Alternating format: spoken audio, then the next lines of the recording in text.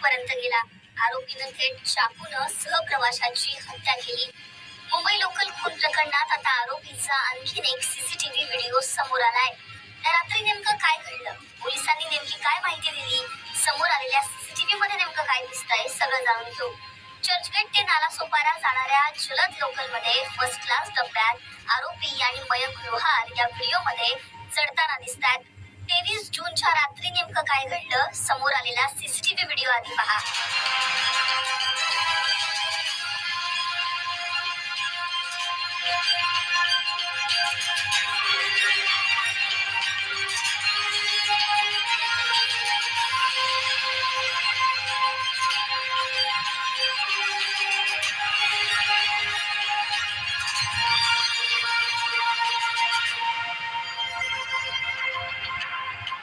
दरम्यान पोलिसांनी या घटनेबद्दल नेमकी काय माहिती दिली आहे तेही ऐका. काल दिनांक 23/6/26 रोजी रात्री 11 वाजताच्या दरम्यान चर्चगेट नालासोपारा या फास्ट लोकलच्या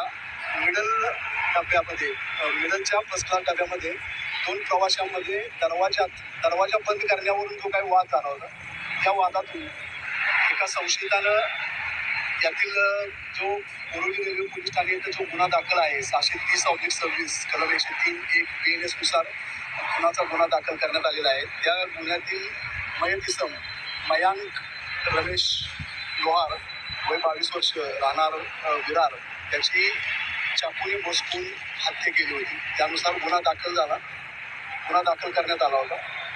गुन्हा काल रात्री ही सदरची घटना 11 वाजताच्या दरम्यान साधारणतः गोरेगाव ते कांदिवली स्टेशनच्या दरम्यान रनिंग ट्रेनमध्ये फर्स्ट क्लास डब्यामध्ये घडलेली होती.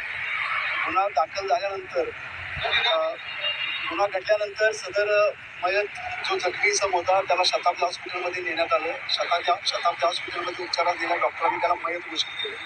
त्यानंतर सदरची घटना ही गंभीर स्वरूपाची असलेली माननीय पोलीस आयुक्त श्रीमान राकेश कलासागर साहेब तसेच लोहमार्ग पश्चिम परिमंडळाच्या DCP माननीय श्रीमती सुनीता साळुंखे ठाकरे मॅडम आणि वसई विभागाचे सहाय्यक पोलीस आयुक्त माननीय मनीषा रावकांडे मॅडम यांच्या मार्गदर्शन आणि सूचनानुसार आम्ही रात्री 1 वाजल्यापासून सलग अखंडपणे 15 तास 7 पोलीस स्टेशनचे 7 अधिकारी जवळजवळ 70 पोलीस अंमलदार यांनी अखंड 15 तास 400 पेक्षा जास्त कॅमेरे 10 ते 15 रेल्वे स्टेशनच्या बाहेरचा परिसर आणि पर्यंतचा परिसर तांत्रिक आणि गोपनीय बातमीदारांच्या मदतीनं शोध घेऊन त्यातील जो संशयित इसम होता त्याला आज आम्ही ताब्यात घेतलेला आहे आणि त्याची आता अटकेची कार्यवाही करीत आहोत.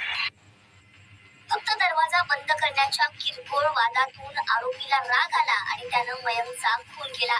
या प्रकरणात आरोपीला पोलिसांनी बेड्या ठोकल्या.